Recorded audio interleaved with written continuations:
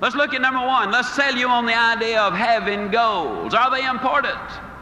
At Yale University in 1953, they did a study of the graduating seniors.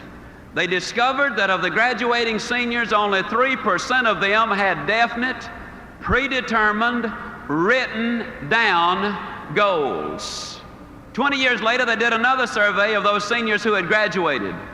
They discovered that the 3% who had committed their goals to paper had accomplished more than the 97% who had not written them down.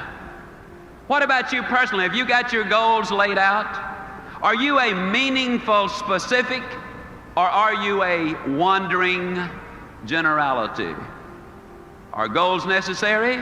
I'm going to say emphatically yes. Can you imagine the chairman of the board, General Motors, and somebody comes to him and says, "How did you get to be chairman of the board, General Motors?" Do you really believe he said, "Well, I just showed up for work and they started promoting me, and first thing, here I am, chairman of the board, General Motors"? No, I think you know that that is not the way that it happened. What about you? Are you a wandering generality, or are you a meaningful specific? How many of you are in the world of selling? Would you mind holding up your hands, please? One of the major problems we have in the world of selling, a lot of times the salesperson is out selling, and although they're out there physically, what they're saying mentally is, "I need to be home with the family." And then when they're home with the family, physically, they're saying mentally, "I ought to be out in the field selling." And so when they're out in the field, they're really back at home, and when they're back at home, they're really out in the field, and they ain't never nowhere.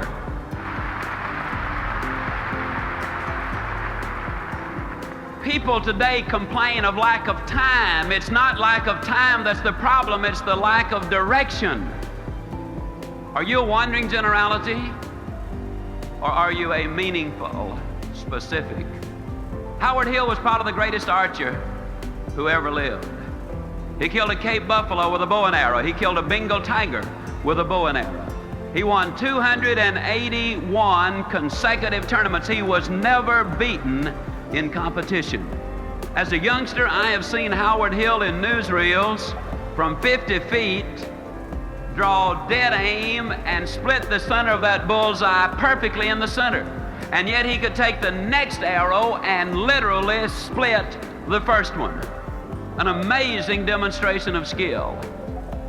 And yet I'm going to look at you dead center and say to you, I could spend 20 minutes with you, and at the end of that 20 minutes, Dick, I could have any man in this audience or any woman in this audience hitting the bullseye more consistently than Howard Hill could have on the best day he ever had, provided we blindfolded Howard Hill and turned him around so he would not know which direction he was facing. And you rather obviously laugh and say, "Ziegler, that's silly, of course. How could a man hit a target he could not see?" That's a pretty good question. Here's another one. How can you hit a target you do not have? Have you got one? Are you a wandering generality, or are you a meaningful specific? Are you going to work tomorrow because that's what you did yesterday? If that's the reason you're going tomorrow, you won't be as good tomorrow as you were yesterday, because you're 2 days older and no closer to the goal you do not have.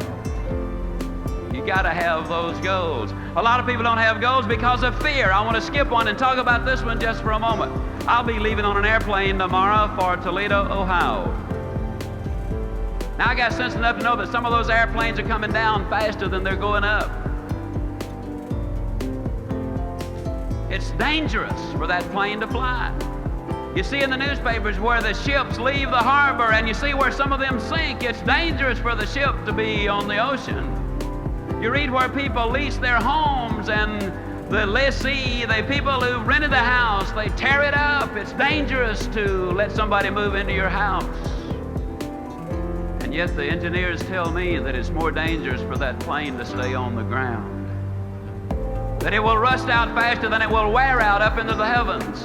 They tell me that that ship will collect more barnacles in the harbor and become unseaworthy faster than it will sailing the high seas. And they tell me that if that house stays empty, that it will deteriorate faster than if you do not have someone living in that house. Besides, planes are built for flying. Ships are built for sailing. Houses are built for living. And man, too, was built for a purpose. He was designed for accomplishment. He's engineered for success. He's endowed with the seeds of greatness. And the greatest danger we as human beings have is when we do not do anything at all.